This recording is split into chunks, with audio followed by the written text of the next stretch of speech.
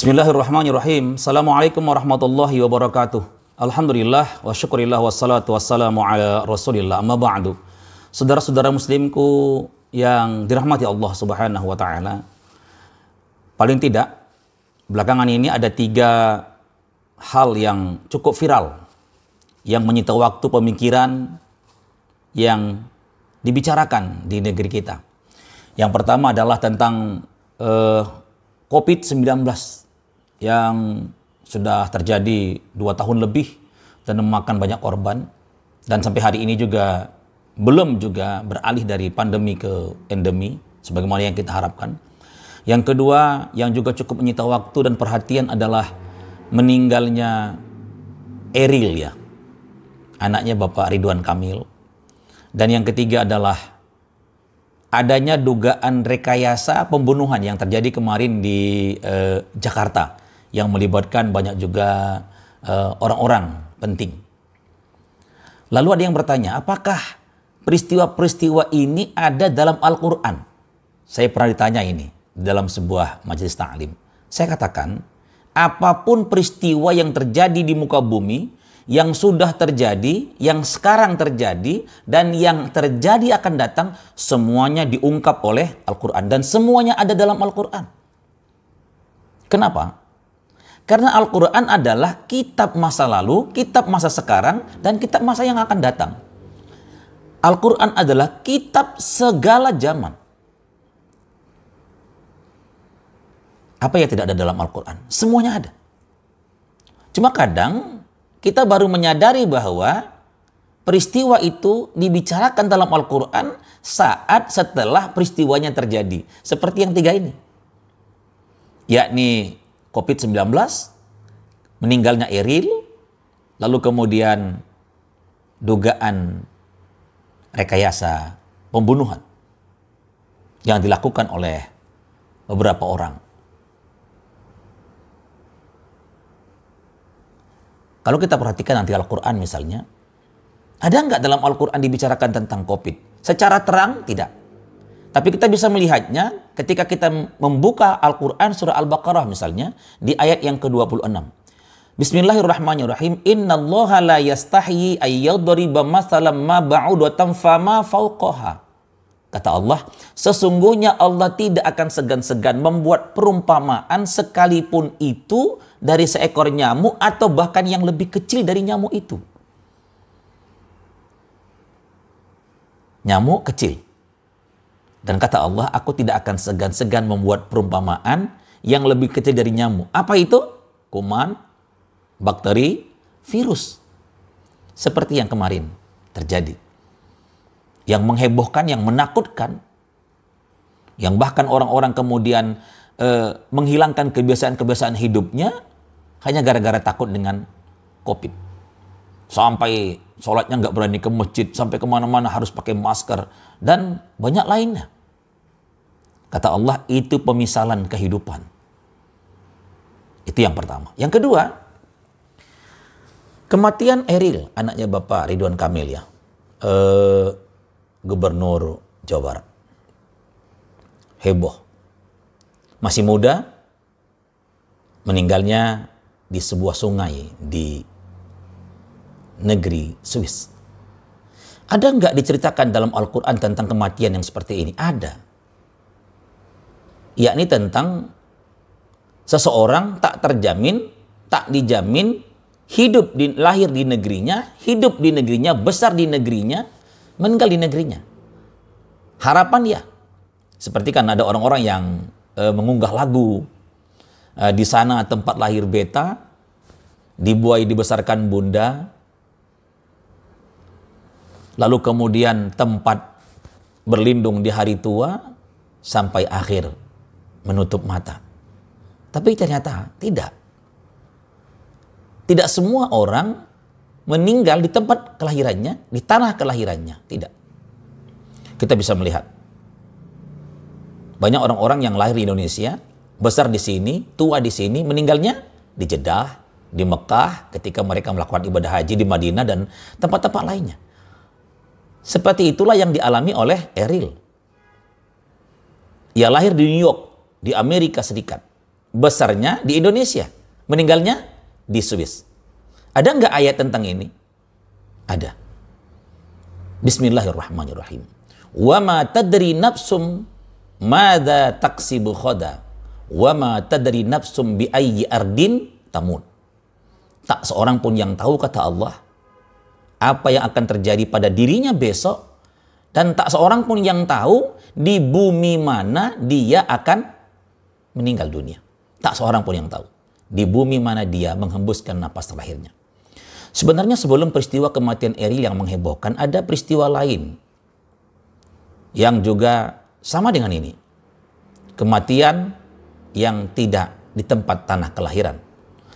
Mungkin kita masih ingat dengan peristiwa gempa bumi di Gorontalo beberapa tahun yang lalu. Banyak orang-orang yang meninggal dalam runtuhan hotel di Gorontalo, dan ternyata sebagian besar yang meninggal dalam hotel itu bukan penduduk Gorontalo asli, tapi mereka adalah atlet para layang yang datang dari berbagai daerah di Indonesia, dari Jakarta, dari Bogor, dari Bandung, Surabaya, Yogyakarta, dan lain sebagainya. Mereka lahir di Jakarta, meninggalnya di Gorontalo. Lahirnya di Bandung, meninggalnya di Gorontalo. Lahirnya Surabaya, meninggalnya di Gorontalo. Kenapa? Karena kata Allah, wa ma tadri nafsum bi ayyi ardin tamut wa ma tadri nafsum madza taksibu khoda. Tak seorang pun yang tahu apa yang terjadi pada dirinya besok, dan tak seorang pun yang tahu di bumi mana dia akan meninggal dunia. Yang terakhir, tentang rekayasa pembunuhan. Saya tidak berani mengatakan kepastian bahwa ini adalah rekayasa karena masih berjalan prosesnya. Tapi apapun itu, kalaupun memang ada ternyata terbukti ini adalah rekayasa pembunuhan, dan sebelumnya juga sudah banyak rekayasa kan? Di Kota Medan kemarin itu juga ada rekayasa, misalnya ada seorang hakim yang meninggal dunia, didapati mayatnya bersama dengan mobilnya ada dalam jurang, ternyata yang membunuh adalah orang dekatnya sendiri. Demikian pun dengan seorang laki-laki yang ditemukan meninggal di Bekasi apa di mana itu, dalam mobilnya ternyata memang dibunuh oleh istrinya yang bersama dengan seorang laki-laki yang ternyata memang sudah direncanakan. Ada nggak dalam Al-Quran diceritakan tentang peristiwa seperti ini? Rencana dan rekayasa pembunuhan? Ada. Paling tidak ada 2 kali. Al-Quran menceritakan tentang rencana, rekayasa pembunuhan, dan rekayasa pembunuhan itu sendiri. Yang pertama, kalau kita buka nanti Quran surah Yusuf, kita akan menemukan bagaimana adanya rencana rekayasa pembunuhan terhadap Yusuf alaihissalam yang waktu itu masih sangat kecil. Dia adalah anak yang sangat disayang oleh ayahnya, yakni Nabi Yakub alaihissalam, sehingga membuat iri saudara-saudaranya, dan mereka ingin merencanakan penyingkiran terhadap Yusuf. Lalu kemudian mereka meminta izin kepada ayah mereka untuk membawa anaknya, yakni Nabi Yusuf ini yang masih kecil ini, jalan-jalan, bermain-main. Walaupun Nabi Yakub sebenarnya berat hati karena dia punya feeling yang kuat bahwa akan terjadi sesuatu. Tapi saudara-saudaranya meyakinkan bahwa ayah, kami ini banyak dan sudah besar-besar, kami bisa menjaga adik kami ini. Dan akhirnya Nabi Yakub memberikan izin kepada mereka untuk membawa Yusuf bersama dengan mereka dalam perjalanan, istilahnya kalau anak-anak sekarang ya main-main lah, healing atau apa gitu. Tapi apa yang terjadi?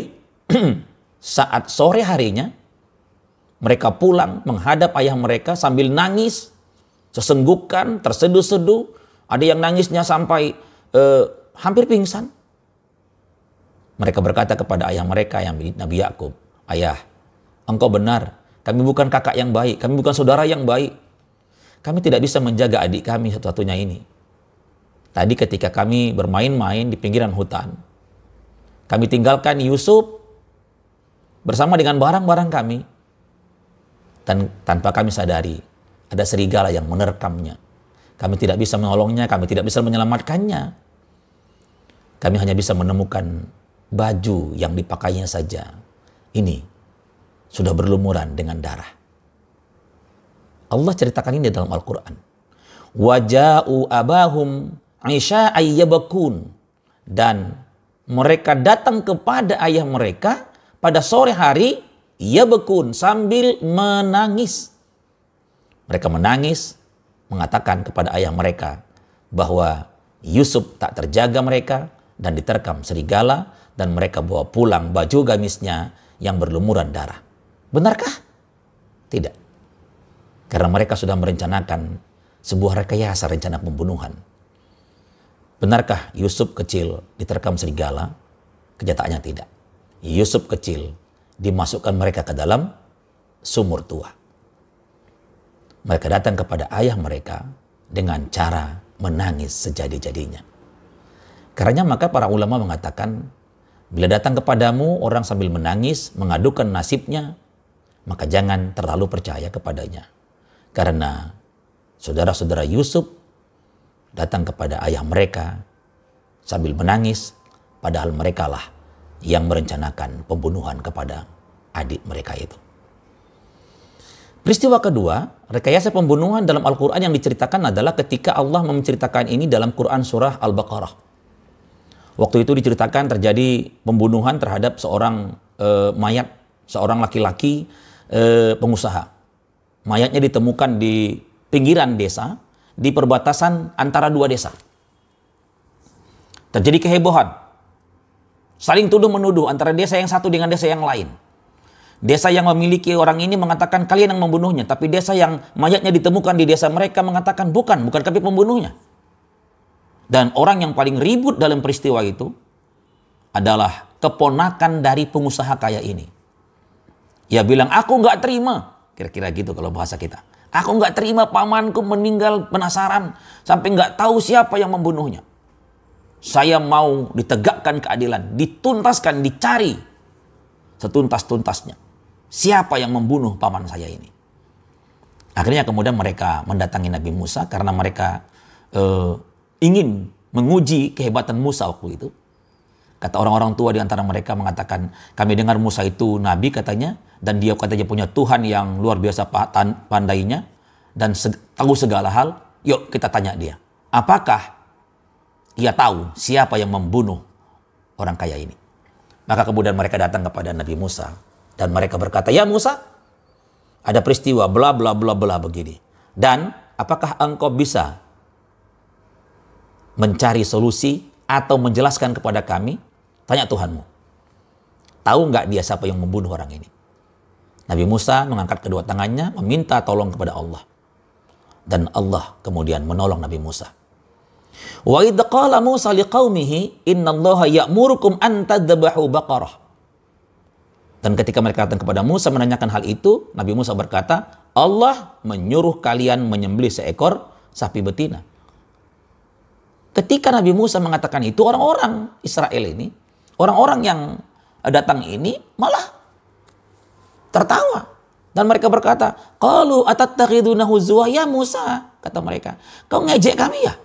Kami datang kemari minta penjelasan siapa yang membunuh orang ini. Kenapa kau suruh kami untuk menyembelih seekor lembu betina? Kata Nabi Musa, qala a'udzubillahi an akuna minal jahilin. Musa berkata, aku berlindung kepada Allah dari menjahilin orang, membodohin orang, dan menipu orang lain. Kerjakan saja. Peristiwa ini diceritakan dalam panjang ayat di dalam Quran surah Al-Baqarah.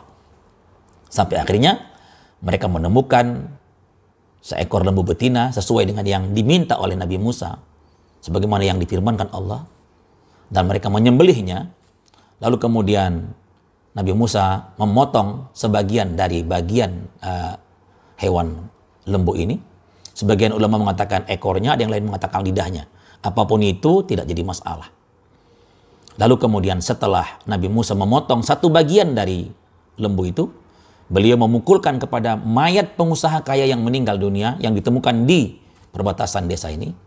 Sesaat setelah itu, setelah dipukulkan, mayat itu bangkit, hidup sesaat, dan ia hidup hanya untuk mengatakan, yang membunuh saya adalah keponakan saya yang paling ribut ini. Ia bunuh saya di rumah saya, dan dia bawa mayat saya ke perbatasan desa kalian, agar terjadi kehebohan, agar terjadi keributan, kalian saling tuduh-menuduh, dan dia diam-diam menguasai semua harta kekayaan saya. Dan akhirnya ketahuan bahwa pembunuhnya adalah ponakannya sendiri. Tapi dia merekayasa sebuah pembunuhan. Dia rencanakan sebuah rekayasa agar seakan-akan yang membunuh bukan dia, tapi orang lain. Tapi Allah itu adalah yang sangat dan maha hebat. Kata Allah, wa idh qataltum nafsan fadara'tum fiha wallahu mukhrijum ma kuntum taktumun. Kamu ingat nggak ketika dulu kamu membunuh seseorang, lalu kemudian kamu ingin menyembunyikan tentang rekayasa pembunuhan itu, wallahu mukhrijum ma kuntum taktumun, dan Allah membuka apa yang sudah kamu sembunyikan itu. Jadi saudara-saudara muslimku semuanya, apapun peristiwa di muka bumi ini terjadi, yang sudah terjadi, yang sekarang sedang terjadi, yang akan terjadi, semua ada dalam Al-Quran. Dan khusus untuk hal yang ketiga, tentang rekayasa pembunuhankah itu, tentang rekayasa penipuankah itu, tentang rekayasa hal-hal yang lainkah itu, waspadalah. Karena Al-Quran sudah mengatakan, hati-hatilah dengan rekayasa yang kau lakukan, karena wallahu mukhrijum ma kuntum taktumun. Bahwa Allah akan membuka semuanya dengan caranya sendiri, dan cara Allah adalah cara yang paling baik dan paling luar biasa. Wa makaru wa makarallah wallahu ghairul makirin. Kalau kamu ingin mengajak Allah menipu, saling tipu menipu, saling merekayasa, pastikan bahwa Allah adalah sebaik-baik penipu kalau kalian menginginkan itu. Demikian saja. Semoga Allah memberikan kebaikan kepada kita. Assalamualaikum warahmatullahi wabarakatuh.